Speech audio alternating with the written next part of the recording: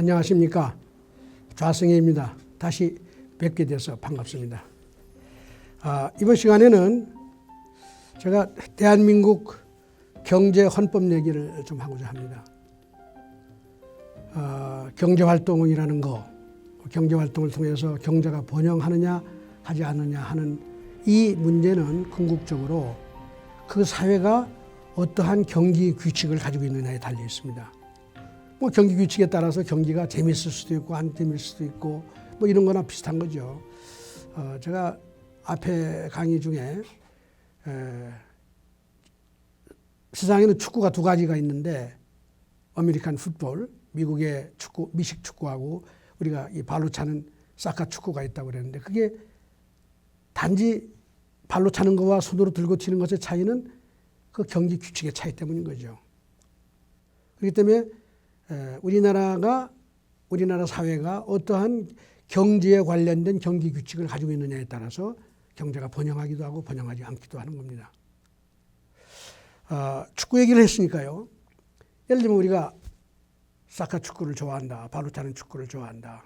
그런데 축구 규칙을 만들기를 축구 선수가 예를 들면 50m 이상 공을 차면 그건 파울이다.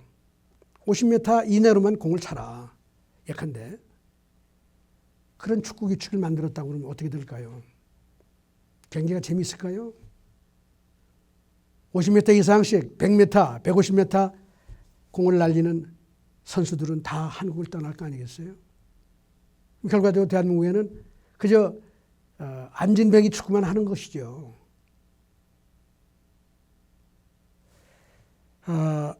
예를 들어서 제가 앞에서도 이미 말씀을 드렸습니다마는 사회주의 이념의 특징은 흥하는 이웃이 있어 내가 망한다고 그랬어요. 공을 잘 차는 사람이 있으면 내가 망한다는 거죠. 나는 선수가 될 수가 없다 이 말이야. 그러니까 50m가 아니라 우리가 20m씩만 차자. 경기 규칙을 20m 차는까지만 차는 축구 규칙을 만들어내면 대한민국 경제가 그 축구 경기가 어떻게 되겠습니까? 그런데 반대로 제가 자본주의 시장 경제의 근본적인 이념은 뭐라고 그랬습니까? 흥하는 이웃이 있어 내가 흥한다 그렇게 표현을 했습니다. 그 얘기는 공을 멀리 차면 찰수록 좋다 이거예요. 그럼 나도 따라서 배워서 실력을 향상하고 그래서 골키퍼가 차가지고 상대편 골대까지 공이 가도록 이런 축구가 만들어지고 그 축구장 속에서 경기에 흥이 돋아지고 훌륭한 선수가 키워지고 세계 인류 축구팀이 나올 수가 있죠. 이건 무슨 말씀이냐면 국민들의 생각, 다시 말하면 이념, 다시 말하면 문화, 역사적인 전통, 또는 국민들의 이념 이런 것이 궁극적으로 그 사회, 그 국가, 그 민족의 번영을 가져오느냐 안 가져오느냐 하는데 결정적인 역할을 할 수 있다는 거예요. 좀 더 구체적으로 말씀을 드리면 한 나라의 경제 경기 규칙에는 여러 가지가 있습니다. 그 첫째는 법적으로 하라 말라 정하지 않았지만 눈에 보이지도 않아요. 하나의 문화적인 거죠. 이걸 비공식적인 규칙이다 이렇게 얘기를 해요. 혹은 비공식적인 제약이에요. 우리 행동에. 예를 들면 한국 사람 하면 한국 사람 끼리 만나면요. 이런 거죠. 저녁을 먹고 나면 다 서로 보면 아 이게 노래방 가자는 소리 아니야. 눈치만 보면 다 알죠. 미국 사람들은 몰라요. 이게 한국의 문화고 전통일 수가 있는 거예요. 이런 것이 사회 공통적인 하나의 이념으로 다 정착이 되면 어떻게 돼요? 저녁 먹고 나서 노래방 안 가면 그건 또라이가 되죠. 넌 왜 안 가냐? 그럼 그 사회는 노래방 가는 사회가 되는 거예요. 너도나도. 우리가 이웃 동네에 아파트촌에 이사를 가가지고 우리 주부들이 제일 먼저 하는 게 뭐예요? 떡을 만들어가지고 같은 아파트 동에 다 돌리고 그러잖아요. 왜 그런지 아세요? 이웃 사귄다고요? 물론 이웃 사귀는 거죠. 그러나 이 이웃들이 어떤 사람이야? 어떤 생각을 가지고 살죠? 어떤 이념이야? 어떤 문화 속에 살고? 내가 여기서 같이 일원이 돼가지고 살려면 나도 비슷하게 행동을 해야 될 거 아니에요. 그걸 모르고서 나가서 홀로 하다가는 그 아파트촌에서 쫓겨날 가능성도 있죠. 문화에 적응하고 분위기에 적응하는 과정이에요. 이걸 일컬어서 비공식적인 제약이라고 그래요. 사람이 행동에 제약이 되는 거죠. 그런데 그 사회는 이런 비공식적으로 느끼는 문화적인 하는 역사의 전통이나 가치관, 이념적인 이런 것에서 나오는 서로 알게 모르게 이해하고 같이 따르는 어떤 행동의 규칙이 있을 뿐만 아니라 이런 보이지 않는 규칙이 어떻게 되느냐, 명문법으로 만들어지는 거죠. 그 제일 위에 있는 명문법이 뭐예요? 헌법입니다. 헌법이라는 건 우리의 가치관을 반영하는, 우리 국민 모두 보편적인 가치관, 이념, 역사적인 전통, 이걸 묶어서 문화라고 이렇게 얘기를 하는 거죠. 헌법이 너무나 중요한 거예요. 헌법이 만들어지면 그 다음에는 그 헌법이 전하는 그 메시지에 따라 가지고 모든 법령이 만들어지고, 더 나가면 아주 구체적으로 무슨 우리의 경제활동의 규칙을 이 국회를 통해 가지고 아주 사소한 어떤 규칙까지 다 헌법에 따라서 일관되게 만들어지기 때문에 헌법이 대단히 중요한 겁니다. 어느 체제, 어느 시대를 얘기할 때는 그 시대의 헌법이 어떤 내용을 담고 있었느냐 하는 것을 파악하는 것이 그 경제의 번영의 여부를 이해하는 데 대단히 도움이 된다, 이런 얘기입니다. 그래서 제가 오늘 드리고자 하는 얘기는 박정희 대통령 시절에 대한민국이 한강의 기적을 이루고 세계 최고의 동반성장의 기적을 이루고 중소기업 육성 정책을 세계 어느 나라보다도 잘해서 수출산업 대국을 만들어내고 어떻게 이게 가능했느냐.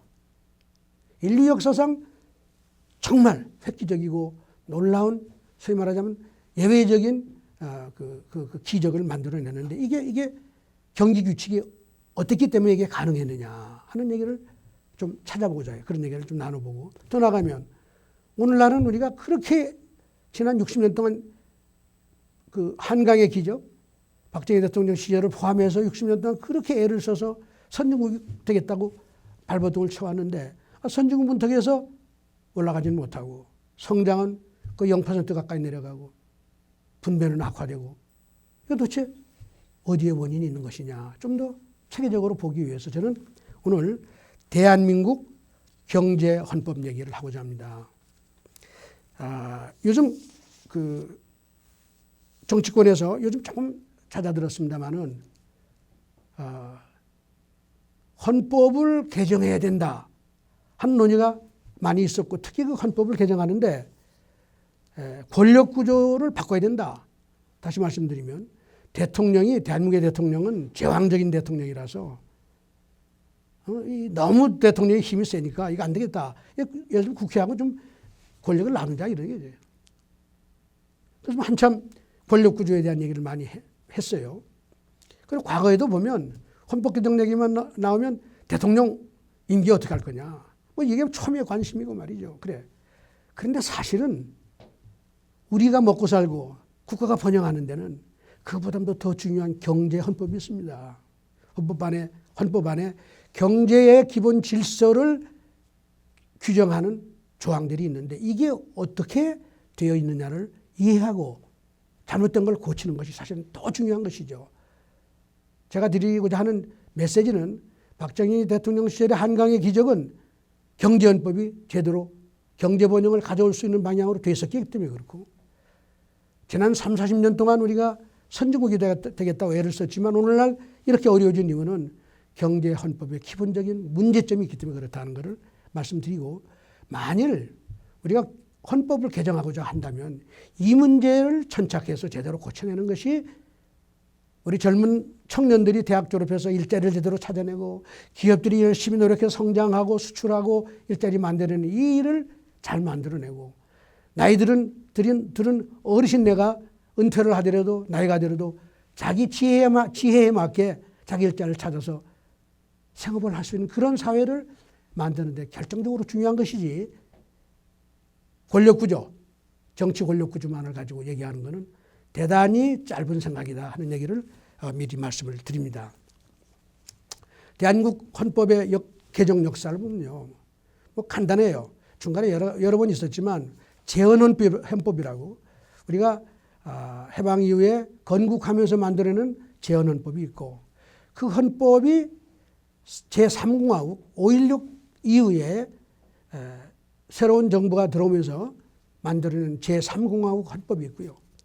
크게 보면 그 다음에 경제적으로만 보면 그 이후에 70년대 들어와서 유신헌법이 만들어졌지만 사실은 경제 조항은 크게 바뀌지 않고 경제 조항이 획기적으로 바뀐 게 1987년 소위 민주헌법이라고 얘기하는 지금 현재의 헌법을 만들 때 경제 조항이 또 획기적으로 바뀌었습니다. 시대가 이렇게 나눠져요. 제1공화국 시대와 제3공화국 시대 그 이후에 87년 헌법 시대 요 세 시대를 비교를 해보면 자 요약하면 제1공화국 헌법은 상당히 사회주의적 헌법에 유사하다는 거예요. 자본주의적 성격의 조문들이 있지만 그 내용을 잘 살펴보면 사회주의적 이념이 강하게 반영된 헌법이었어요. 제3공화국 헌법은 대한민국 헌법 역사상 가장 시장경제 원리에 맞고 자유시장경제 원리에 맞는 헌법이었다는 거예요. 그리고 이 헌법이 적어도 50까지는 지속이 됐습니다. 5공화국 헌법이 약간의 수정이 있었지만 근데 87년 헌법이 개정이 되면서 이 헌법이 사실은 제1공화국 헌법과 유사한 방향으로 흘러갔다는 거예요. 그게 헌법 큰 그림에서 볼 때 대한민국 경제 헌법의 역사가 된다고 봐요. 재헌헌법의 특징을 간단하게 몇 가지 말씀을 드리면 재헌헌법 기본권 조항을 보면은 제15조에 재산권을 보장합니다. 개인의 재산권을 보장하는 건 자본주의 시장경제 기초예요. 그러나 그에 대한 단서 항이 들어가 있음으로써 사실은 이 조항이 지금까지도 이어지고 있는데 대한민국의 개인 사유재산권에 대한 보호가 상대적으로 취약하다고 하는 것이 많은 사람들의 평인데 경제학자들의 평인데 그 전통이 여기서부터 시작이 됐다. 그러나 어쨌든 우리가 기본권 부분에서 사유재산권을 보장한다고 하는 자본주의 선언을 한 셈이죠. 그런데 그 다음에 중요한 것 중에 하나는 헌법 제18조에서 재헌헌법 영리를 목적으로 하는 사기업에 있어서 근로자는 법률이 정하는 바에 의하여 기업 이익의 분점에 균점할 권리가 있다. 이거는 사회주의적인 냄새를 너무나 강하게 풍기는 거죠. 기업이 다 생산을 하고 판매를 하고 난 다음에 근로자한테 임금을 다 지불하고 난 다음에 이익이 생기는데 민간 기업의 이익을 근로자가 다시 나눠 가질 수 있다 하는 선언을 한 겁니다. 물론 이게 실제 다른 법령을 통해서 집행되지는 않았지만 이게 너무나 사회주의 이념을 강하게 반영하고 있다고 좀 그런 생각이 들어요. 자, 그리고 경제조항을 보면 경제조항을 보면 제84조가 한번 제가 읽어볼게요. 대한민국의 경제 질서는 모든 국민에게 생활의 기본적 수요를 충족할 수 있게 하는 사회 정의의 실현과 균형 있는 국민 경제 발전을 기함을 기본으로 삼는다. 각인의 경제상 자유는 이 한계 내에서 보장된다. 이렇게 되어 있어요. 이게 가장 중요한 경제 질서 조항인데 놀라운 것은요. 개인의 경제적인 자유를 보장한다고 하는 선언이 없는 겁니다. 더불어 사는 거는 좋아요. 더불어 사는 얘기를 얘기할 수 있죠. 헌법에 뭐 하나 이상으로서 넣을 수도 있는데 그러나 그것에 앞서서 개인의 경제상의 자유를 제대로 천명을 하고 그것은 한계를 얘기하는 건 좋지만 여기서는 아예 그냥 경제적인 자유를 기본으로 한다고 하는 메시지가 없기 때문에 이게 대단히 좀 문제가 있는 헌법이었다고 생각해요. 그 배경을 보면 당시 그 전통이죠. 그 이전에 그 유럽에서 유명한 법이 있죠. 독일의 그 바이마르 헌법이라고 그래서 복지 개념을 도입해 가지고 만든 독일 헌법, 이걸 모방을 하고, 또 당시에 우리가 해방 이후에 전 세계가 사회주의 이념이 아주 창궐할 때입니다.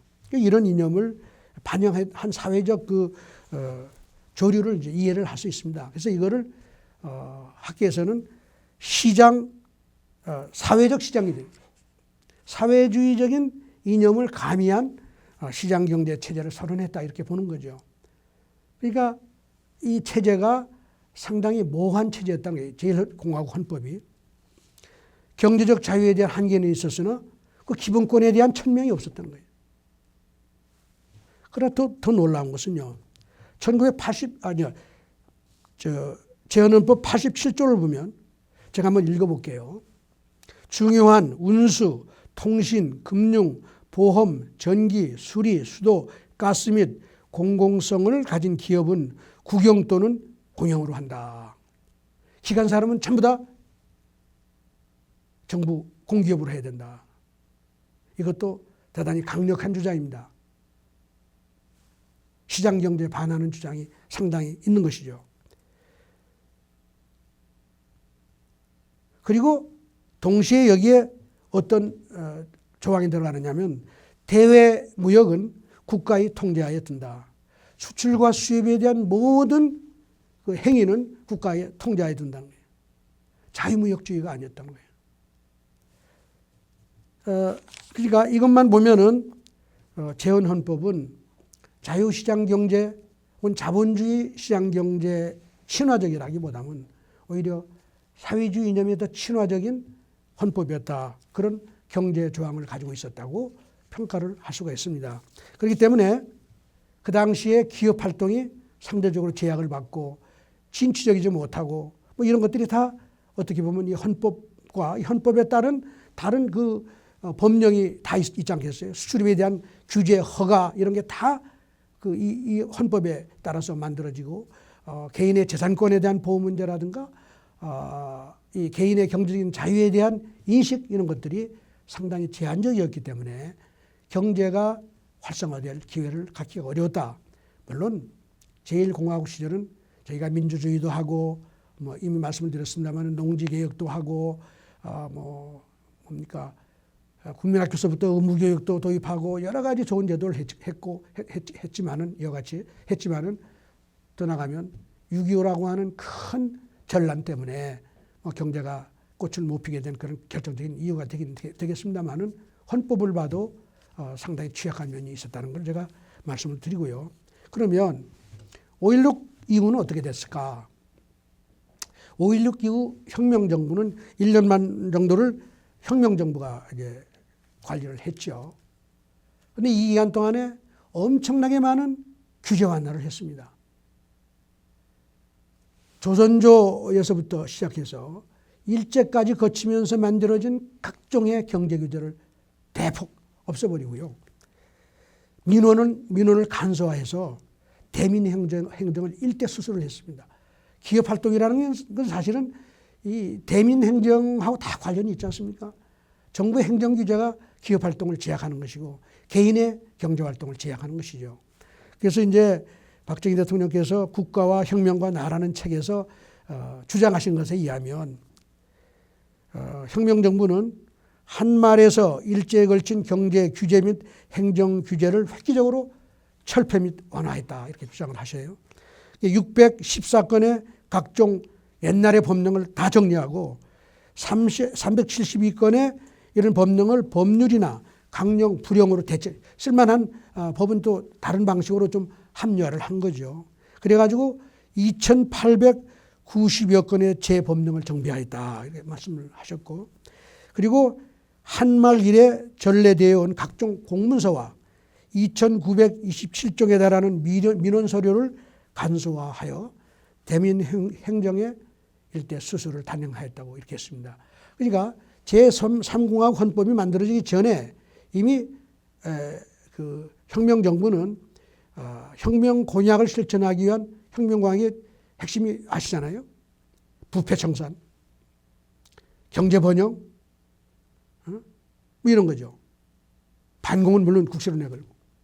경제를 살리고 부패를 청산하기 위해서는 이 규제 완화가 절대적으로 필요하다는 인식하에 이미 법률 정비를 획기적으로 한 겁니다.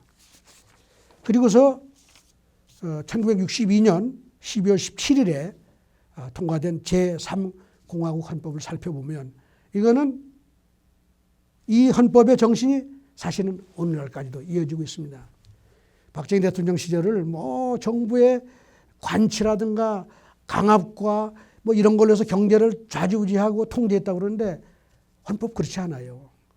헌법이 있다는 건 그것에 따른 다른 정책도 일관되게 경제 자유화 쪽으로 갔다는 거죠.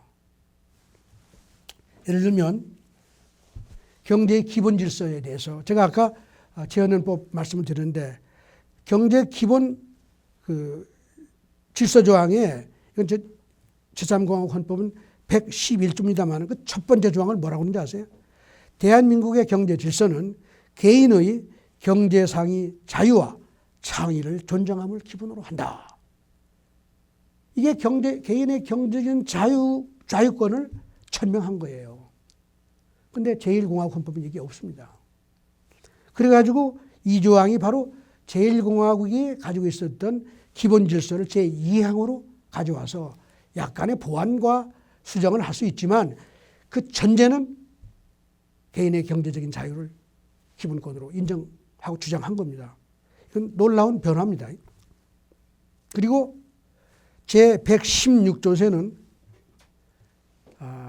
제1공화국에서 무역은 국가의 통제하에 준다는 조항을 철폐를 해버리고 뭐라고 했느냐. 국가는 대외 무역을 육성하며 이를 필요할 때 규제에 조정할 수 있다. 무역을 수출과 수입을 포함하는 무역을 자유하고 무역에 관련된 경제활동을 자유하겠다고 하고 이걸 육성하겠다고 하는 선언을 한 겁니다. 그리고 아까 공기업의 민영화니 국영화니 이런 거 공공 관리라든가 정부의 공기업으로 해야 된다는 그런 조항을 다 없애고 기업의 경제적인 자유를 선언합니다. 117조에서 다음과 같은 주장을 해요. 국방상 또는 국민경제상 긴절한 필요로 인하여 법률에 정한 경우를 제외하고는 사형 기업을 국有또는 공유로 이전하거나 그 경영을 통제 또는 관리할 수 없다. 기업에 대한 재산권을 제대로 인정을 한 겁니다. 기업 활동은 바로 이 조항에서부터 나오는 거죠.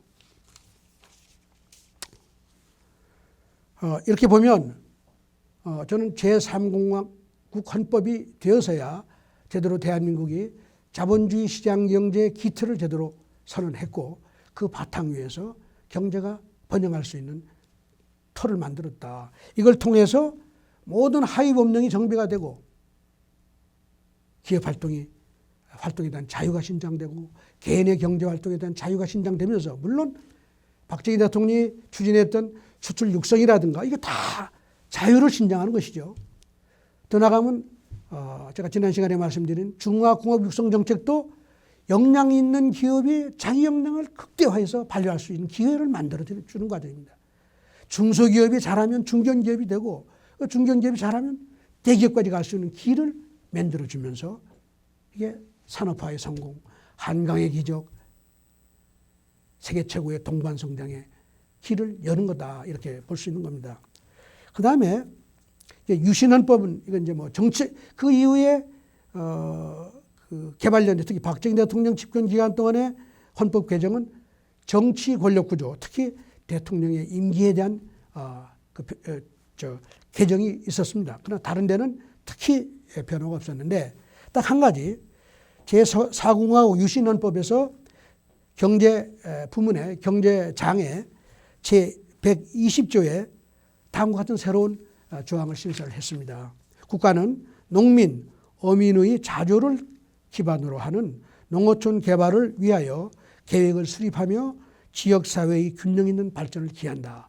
바로 이거는 1970년대 초반 70년부터 시작된 새마을운동의 정신과 그 성공의 과정을 통해 가지고 이게 국가가 해야 될 일이라고 하는 것을 헌법에 선언한 겁니다. 지역사회 개발, 농촌 지역 개발, 이거를 국가가 적극적으로 추진해서 뭐 균형 발전을 이루겠다고 하는 선언이죠. 이거는 제가 보기에 이것만이 유일한 경제 부문의 변화고 큰 변화가 없었습니다. 그런데 이제 5공화국 들어와서 헌법 개정이 있었는데요. 그러나 크게 보면 제3공화국 헌법에 대한 경제 조항에 대한 수정은 거의 없고, 특히 중요한 것이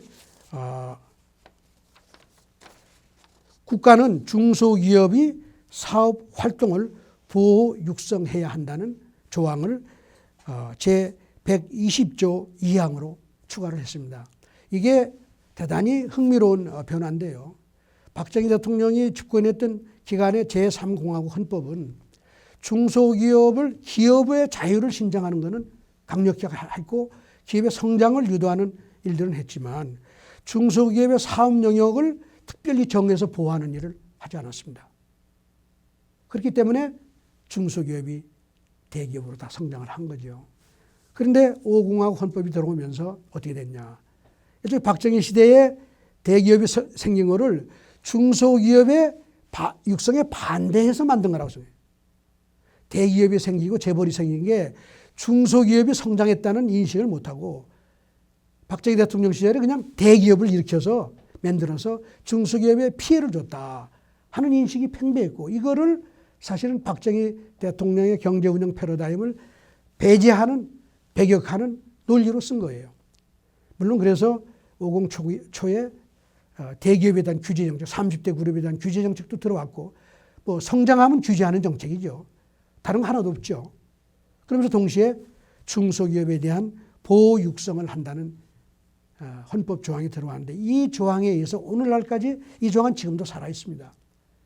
중소기업에 대한 지원 정책이 나가고 있는데 지원하는 거 좋죠. 제가 앞에서 누누이 말씀을 드렸지만 중소기업을 지원하는 것은 중소기업을 중소기업으로서 그냥 적당히 생존하도록 도우는 게 아니라 그 중소기업이 자기 역량을 더 발휘해서 더 성장하고 경쟁을 하고 대기업을 무너뜨리기도 하고 이러면서 성장해서 좋은 일자리를 만들어서 국가 번영의 근간이 되도록 키워내는 게 중소기업 육성 정책인데, 그게 바로 3공화국 시절의 정책이었습니다.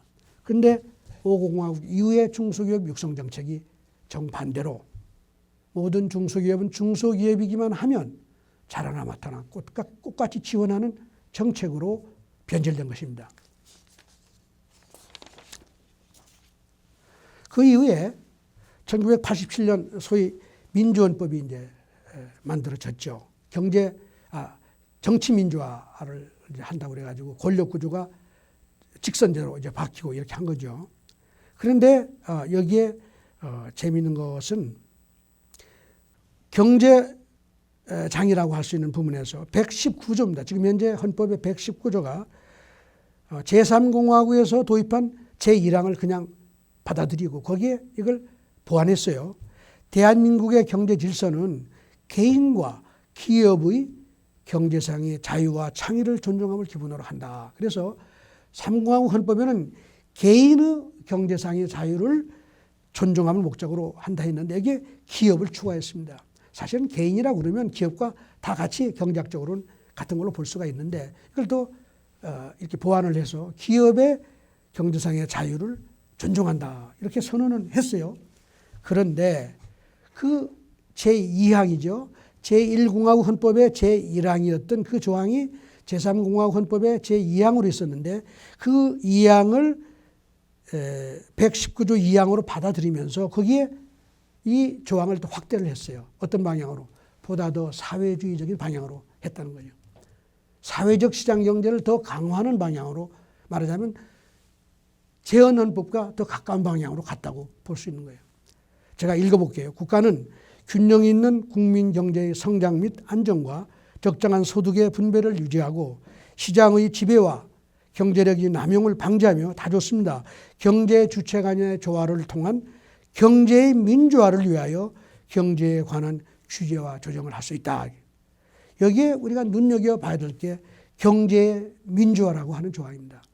이게 대한민국 헌법에 처음으로 등장을 한 거예요. 이 조항이 지금 오늘날도 논쟁 대상인 조항입니다. 이게 헌법에 들어온 다음에 즉 후에는 그렇게 이 조항이 빛을 못 보다가 최근 한 10여 년 동안 이 조항이 아주 금과옥주처럼 지금 사회에 풍미하고 더 나가면 정치인들은 너도 나도 경제민주화를 해야 된다고 주장을 합니다. 이게 또 경제민주화라는 게 뭐냐? 저는 여러 계제에 이 경제민주화는 사회주의 이념에서 나왔다 주장을 하죠. 그것도 사실입니다.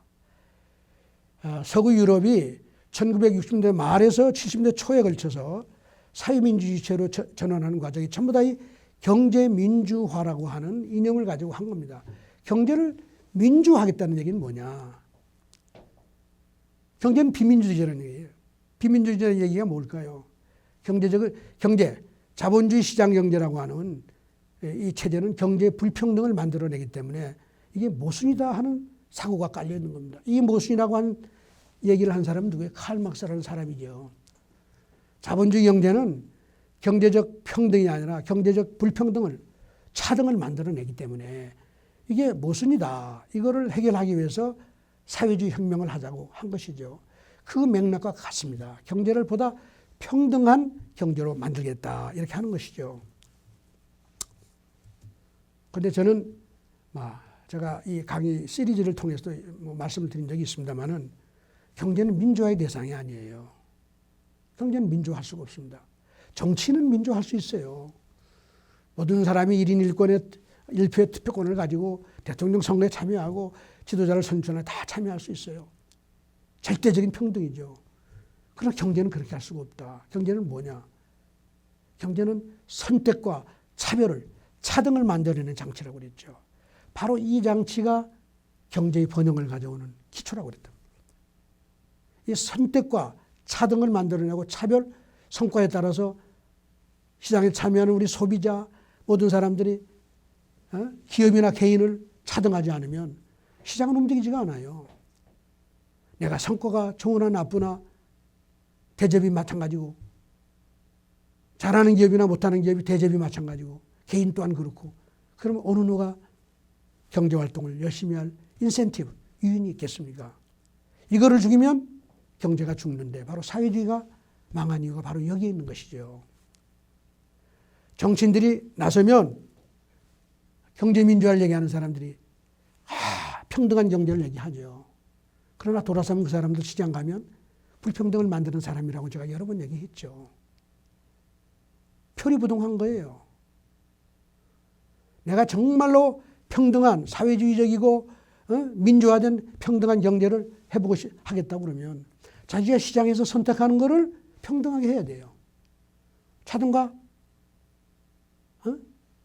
이 차별을 만들어내지 않아야 되는데 실제 우리는 모두 시장에 가면 선택 본능, 선택이라고 하는 본능이 있는 거예요. 불평등을 만들어내잖아요.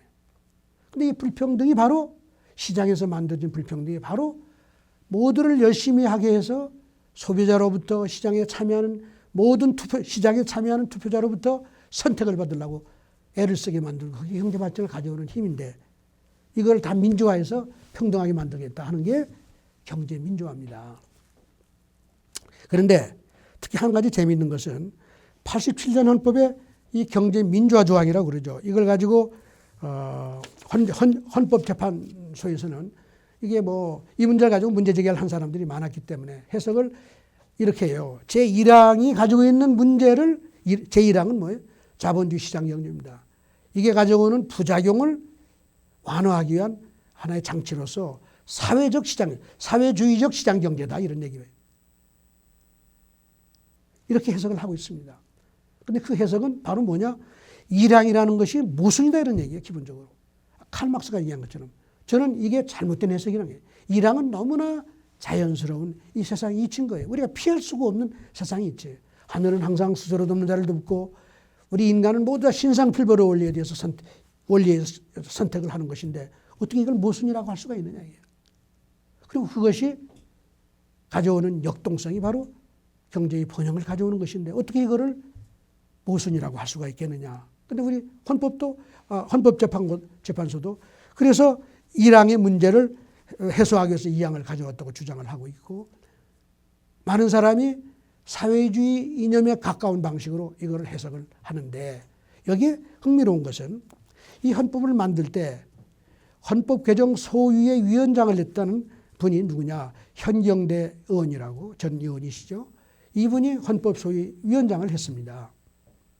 그리고 위원 중에 오늘날 여러분들 이름을 많이 들으신 김종인 의원이 그 위원으로 참여를 했는데 김종인 의원께서는 이 조항을 아까 제가 말씀드린 사회주의 이념이 이념적인 그 개념으로 해석을 해서 뭐 대기업을 규제해서 중소기업과 같이 평등한 경제를 만들고 뭐 이런 거죠. 그래서 뭐 반대기업 정책을 전부 다 경제 민주화 조항을 가지고 이제 지지를 하는 것이죠. 그리고 대부분이 정치인들이 그런 방향으로 이걸 해석을 해요. 뭐 시장을 좀 더 공평하게 만든다. 시장은 결과는 절대 공평하게 되는 게 아니죠. 기회를 공평하게 만드는 거, 기회도 사실은 공평한 게 아니에요. 공평하게 만들 수가 없는 거예요. 헌법이 보장할 수 있는 기회라는 건 법 앞에 평등을 말하는 거지. 경제적으로 보면 기회라는 건 대단히 중요한 값어치 있는 재화랍니다.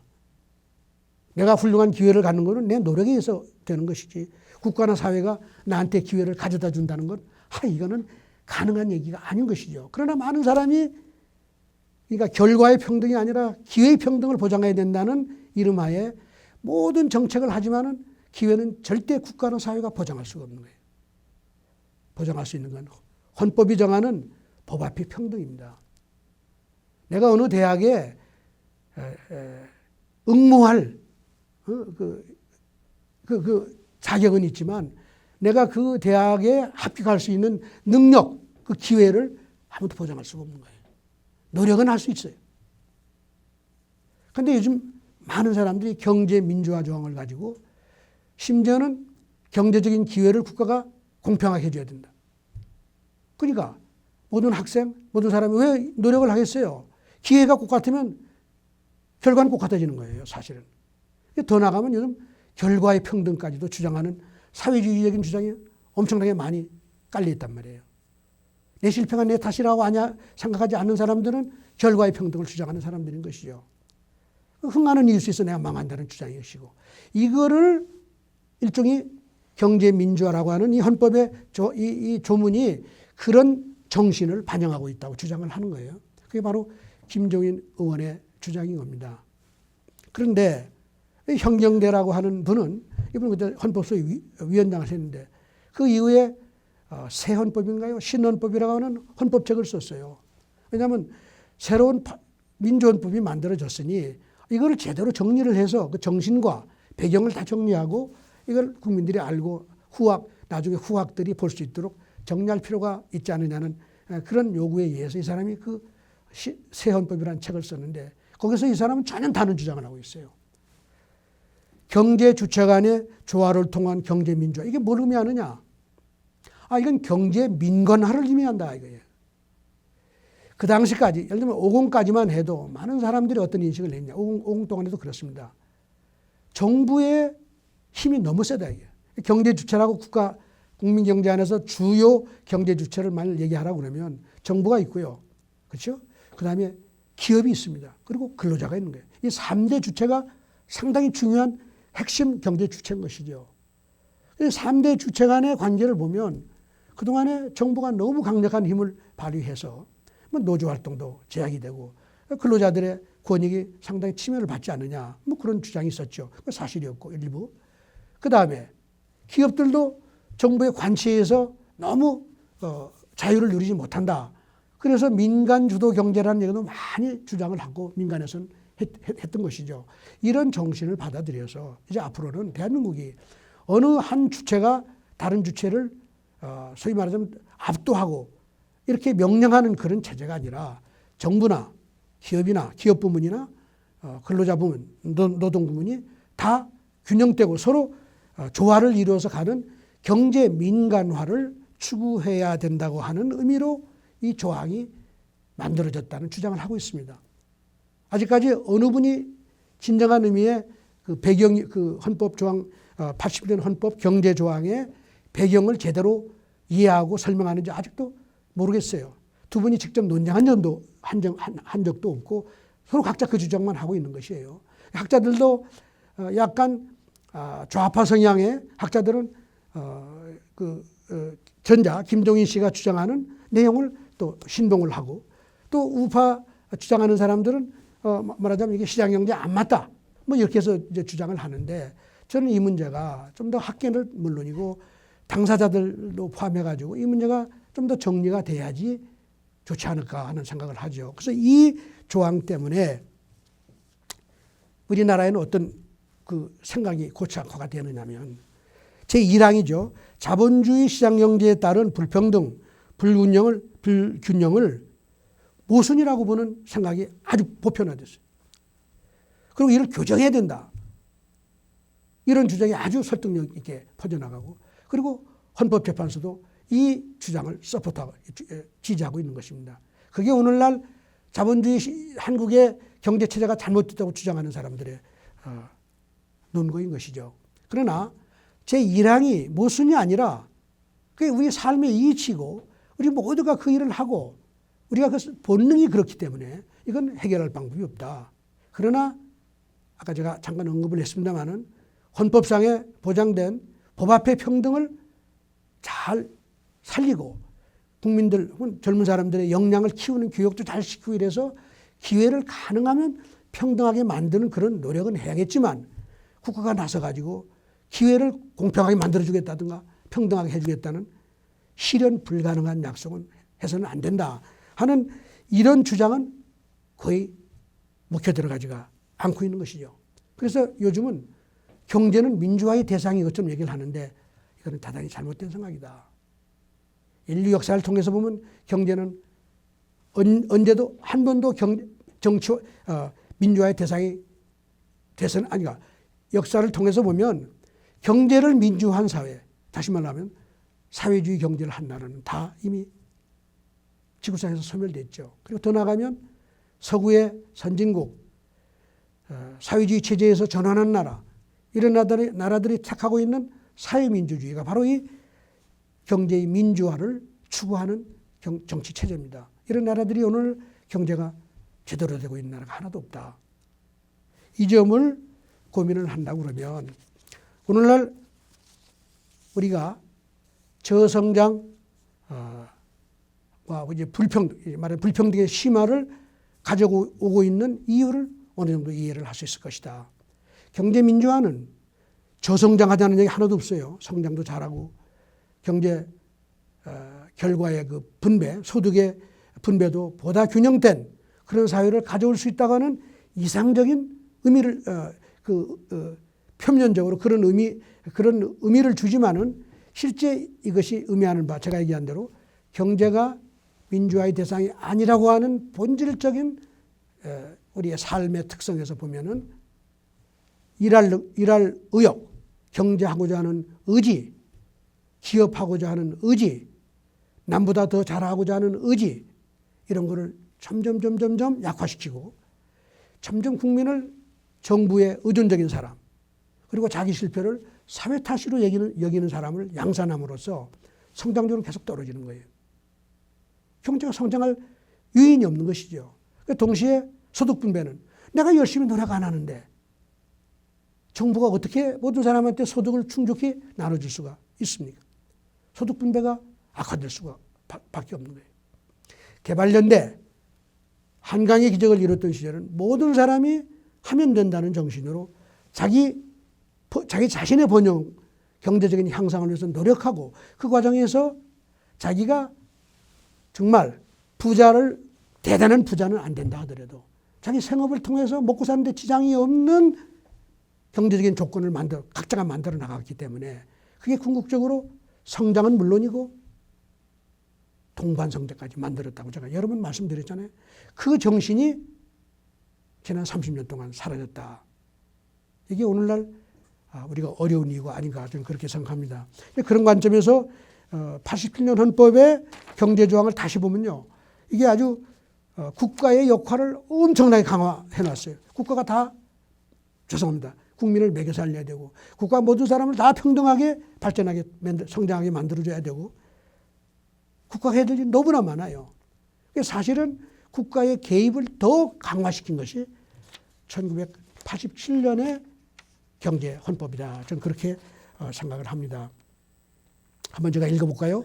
123조를 보시면 국가는 농업 및 어업을 보호 육성하기 위하여 농어촌 종합개발과 그 지원 등 필요한 계획을 수립 집행해야 한다. 국가는 지역 간의 균형 있는 발전을 위하여 지역 경제를 육성할 임무를 진다. 국가는 중소기업을 보호 육성해야 한다. 이거는 50헌법에서 그대로 가져온 것이죠. 국가는 농수산물의 수급 균형과 유통 구조의 개선에 노력하여 가격 안정을 도모함으로써 농어민의 이익을 보호한다.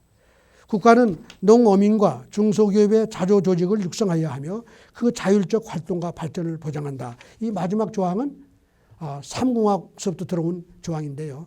농협, 어협과 같은 농업 부문의 자조 조직을 육성한다 하는 대단히 훌륭한 조문입니다. 그런데 이 안에 들어가 있는 이 내용을 종합적으로 좀 말씀을 드리면 우리가 취약 부문, 취약 계층, 취약 지역을 북돋우고 일으켜 세우고 발전시키는 건 국가가 해야 될 일인 거예요.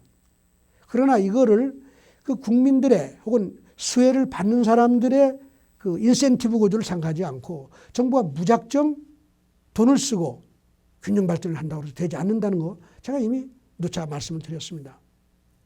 신상필벌, 선택의 원리 이게 적용되지 않으면 지원하더라고 한다고 해서 그 대상자가 다 일어나서 음지에서 양지로 나오는 일이 없더라 하는 게 역사의 경험이란 말이에요.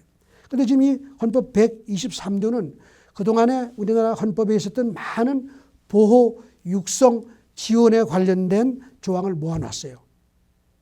반 정도는 제가 충분히 이 조항 자체를 이해는 하지만은 이 조항을 어떻게 실천하느냐 하는 면에서 경제민주화적인 모든 사람을 n분의 1로 똑같이 지원해야 되고 성과에 관계없이 평등하게 지원을 해야 된다고 하는 원리로 가게 되면 이 조항이 국가의 성장을 정체시키고 동반성장 메커니즘을 죽이는 방향으로 갈 수 있다고 하는 우려가 있는데 불행하게도 지난 30년 동안 민주헌법 이후의 경제 운영은 그 경제민주화라고 하는 이념 속에 보호, 육성, 지원 정책을 인센티브, 차별적 성과를 보지 않고 무조건적으로 지원함으로써 모든 국민을 소위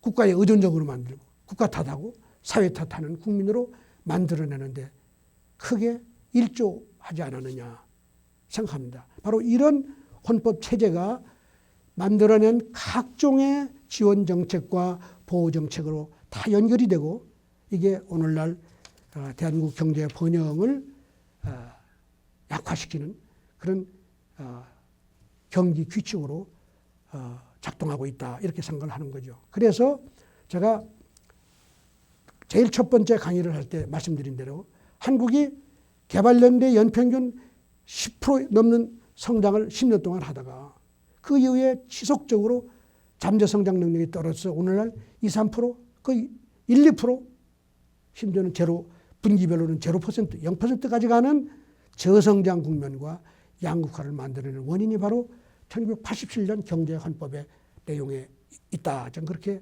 확신을 합니다. 그래서 이제 헌법 얘기는 이제 앞에 얘기는 이 정도로 하고요. 이제 다시 헌법 개정 문제로 다시 돌아가면 권력구조, 헌법의 권력구조를 바꿔서 국민들이 자유민주주의 체제 속에서 지도자를 뽑고 하는 다 좋은 것이에요. 이렇게 또 해야죠. 근데 지금 헌법을 잘 보시면은 이번에 탄핵 과정에서 많이 부각이 됐습니다만은 87년 이전의 헌법에서 권력 구조가 너무 강화되고 대통령 중심으로 강화가 되고 심지어는 박정희 대통령 시절에 삼선 개헌이나 유신 헌법이 그 점에서는 아주 상당히 강력한 대통령 중심제에다가 지나치게 대통령 권한이 비대화된 그런 법이 됐다고 이제 비판을 많이 하는 거 아니에요. 물론 그게 경제적인 측면에서 어느 정도의 필요성이 있었다는 주장도 있고 그게 실제로 대한민국의 산업화 중화공업 육성 정책에 기여를 한 면도 있지만은 그런 역사 그리고 5공 헌법에서 국민들이 직선으로 대통령을 또 못 뽑았잖아요. 근데 이런 배경 때문에 대통령의 권한을 약화시키자는 합의가 이루어진 거 아니겠습니까? 그래서 단임제에다가 그 다음에 대통령의 국회 해산권을 없애버린 거죠. 그러면서 그러나 국회가 대통령을 탄핵할 수 있는 소추권은 인정을 한 겁니다. 그런 의미에서 보면 대통령과 국회의 권한은 지금 상태에서는 오히려 저는 대통령이 약하다고 봐요. 이번에 다 보셨지 않습니까? 그런 의미에서 이거를 제왕적 대통령이라고 해석하는 것은 문제가 있고 이거는 어떻게 보면 정치권의 기득권 나눠먹기와 비슷하다. 그래서 제왕적 대통령제를 완화시키기 위해서 국회의 권한을 더 강화하자고 하는 것은 더 많은 논의가 필요한 사항이 아닌가. 이미 국회의 그 권한이 강화됨으로써 국회의 그 포퓰리스트 인기영합주의적인 이념적인 이 편향성 아까 제가 말씀드린 경제민주화를 거의 모든 국회의원들이 너무나 당연한 헌법의 가치를 물론 헌법에 들어가 있으니까 그걸 존중을 해야 된다는 필요성이 있겠죠. 그러나 그걸 어떻게 해석해야 될 거냐 하는 차원에서 평등한 경제를 추구하는 이런 포퓰리즘적 해석 이런 속에서 국회의 힘이 더 강화된다고 하면 대한민국 경제의 설당은 참 좁아지지 않을까. 더 좁아지고 성장은 더 추락하고 분배는 더 악화되는 그런 상황으로 가지 않을까 하는 그런 생각을 하게 되죠. 그래서 이 문제는 물론 정치권에서 더 토의를 하고 합리적인 결과를 내기를 기대를 합니다만은 저는 권력 구조에 너무 집착하는 헌법 개정은 저는 바람직하지 않다고 봅니다. 물론 대통령 중임제가 필요하다는 다수의 의견은 저도 동의를 합니다만은 그러나 보다 중요한 것은 권력 구조 부분보다도 경제장을 개정해야지만 경제의 숨통이 트이고 경제 번영의 길을 다시 재점화할 수 있다고 봐요. 그래서 제가 헌법학자도 아닙니다. 경제학을 공부했지만 경제 제도를 공부한 사람으로서 제가 제안을 드리고자 한다면 국회가 혹은 정부의 말하면 대통령, 정치권, 정부까지 포함해서 소위 경제 민주화를 지나치게 사회주의적 이념으로 해석하지 못하도록 하는 제약을 어딘가 넣어야 된다고 생각해요. 그 방법은 뭐냐? 저는 이렇게 생각합니다. 경제를 번영시키는 가장 중요한 목적은 소위 시체 말로 잘 먹고 잘 살기 위한 것이죠. 모든 사람이 자기 직장을 제대로 가지고 인간답게 살 수 있는 길을 만드는 게 경제 번영의 목표인 겁니다. 기업을 육성하는 것도 보다 많은 일자리를 만들어서 국민들이 대학만 졸업하면 너도나도 갈 데가 많고 은퇴를 해도 재취업할 기회가 많고 그래서 모든 국민이 소위 말하자면 자기 존경 이런 개인적인 그런 행복을 추구할 수 있는 그런 일자리를 제대로 공급하는 게 가장 중요한 국가의 기능 중에 하나를. 물론 일자리를 공급하기 위해서는 다른 정책을 잘 해야겠죠. 일자리를 무슨 정부가 만들 수 있는 건 아니잖아요. 정부라고 하는 조직은 일자리를 만드는 조직이 아니라 제가 간단하게 말씀을 드리면 왼쪽에 있는 국민들, 왼쪽 호주머니에 있는 국민 돈을 강제로 사실은 받아가지고 오른쪽에 있는 국민들 그 호주머니 속에 나눠주는 일밖에 못하는 게 정부예요. 부가가치의 새로운 창출을 할 수 있는 주체가 아닌 겁니다. 그렇기 때문에 일자리를 만들 수가 없는 거죠. 정부가 일자리를 늘린다면 그거는 뭐예요? 다 나눠먹고 세금 가지고 놀아먹고 아무런 새로운 부가가치 창출이 안 된다는 얘기예요. 그럼 어떻게 해야 되느냐? 국가 번영을 담보하기 위해서는 저는 이렇게 제안을 하고자 합니다. 대통령, 국회의원, 그리고 경제 관련 모든 장관, 이 사람들의 봉급을 어디에다 연동을 하느냐.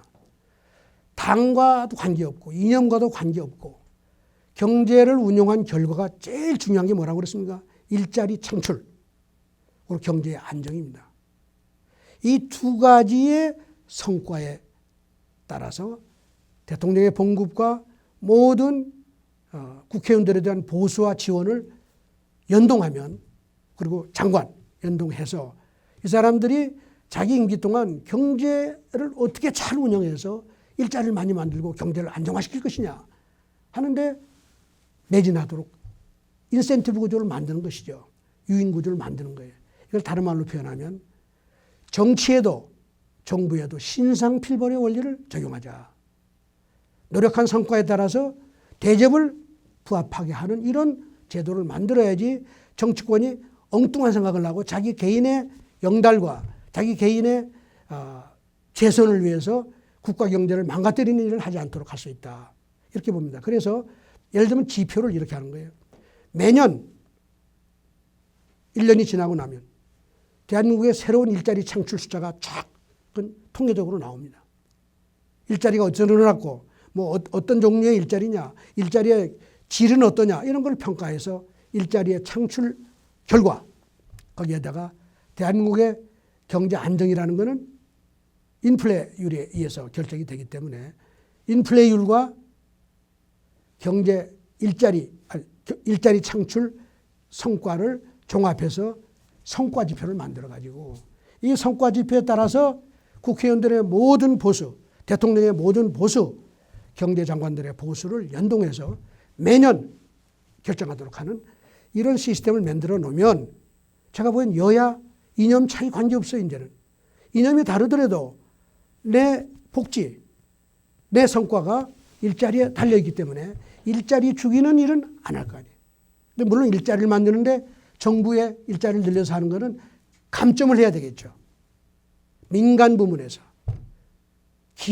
민간 기업들이 창출하는 일자리를 기초로 해서 일자리 창출 성과와 인플레이율 같은 거를 감안해 가지고 지표를 만들어내면 대한민국 정치가 어떻게 가든 죄송합니다.